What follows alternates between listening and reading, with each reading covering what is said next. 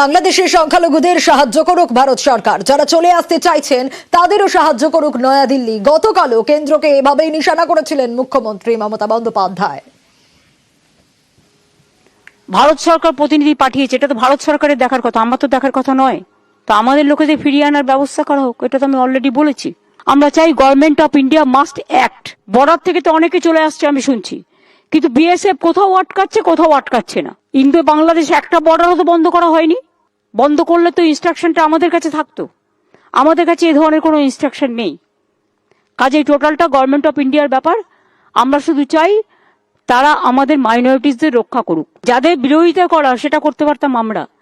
বিরোধী দল এখানে দায়বদ্ধতার পরিচয় দিচ্ছে, দায়িত্ব নিয়ে দায়িত্বশীলতার পরিচয় দিচ্ছে।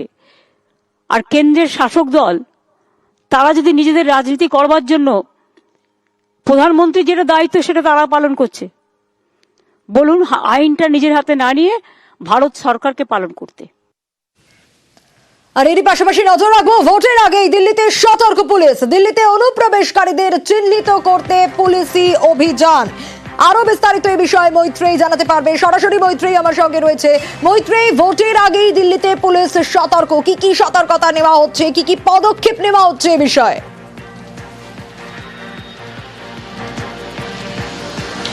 দেখো, দিল্লিতে আগামী বছরের গোড়াতেই নির্বাচন রয়েছে, দিল্লি বিধানসভার নির্বাচন, এবং সেখানে দাঁড়িয়ে একদিকে আপের তরফ থেকে আপের যারা নেতৃত্বরা রয়েছেন এবং মুখ্যমন্ত্রী আতাশি তিনি বারবার সরব হয়েছেন যে ভোটার লিস্ট থেকে অনেক বৈধ ভোটারকে বাদ দেওয়া হয়েছে এবং সেখানে অনেক অবৈধ ভোটার প্রবেশ করছে।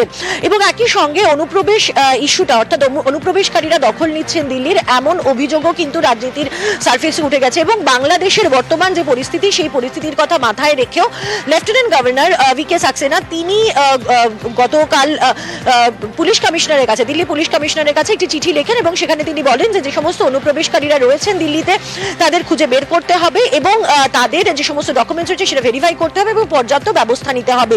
তারপরে দিল্লি পুলিশ ইতিমধ্যেই শতপ্রণোদিত, তারপরে দিল্লি পুলিশ তৎপর হয়ে উঠেছে এবং আমরা যেটা জানতে পারছি আজ সকালেই তারা উত্তর পূর্ব দিল্লির একাধিক জায়গায় তারা সেখানে গিয়ে যেখানে অবৈধ অনুপ্রবেশকারীরা রয়েছেন, মাফ করবে, অনুপ্রবেশকারীরা যেখানে অবৈধভাবে থাকছেন সেই জায়গাগুলিকে তারা আইডেন্টিফাই করার চেষ্টা করেন এবং সেখানে তারা নথি চেক করেন। এবং আমরা দিল্লি পুলিশ সূত্রে যেটা জানতে পারছি, আগামী দিনে এই চেকিং আরো বেশি বাড়ানো হবে দিল্লি পুলিশ সূত্রে, অর্থাৎ অনুপ্রবেশকারী কারা কারা রয়েছেন, এখানে কারা কারা বাস করছেন, তারা কোন দেশের নাগরিক সেটা আইডেন্টিফাই করা এবং তাদের বিরুদ্ধে ব্যবস্থা নেওয়া, সেই কাজ এবার দিল্লি পুলিশ শুরু করে দিয়েছে জোর কদমে। বেশ মৈত্রেয়ী।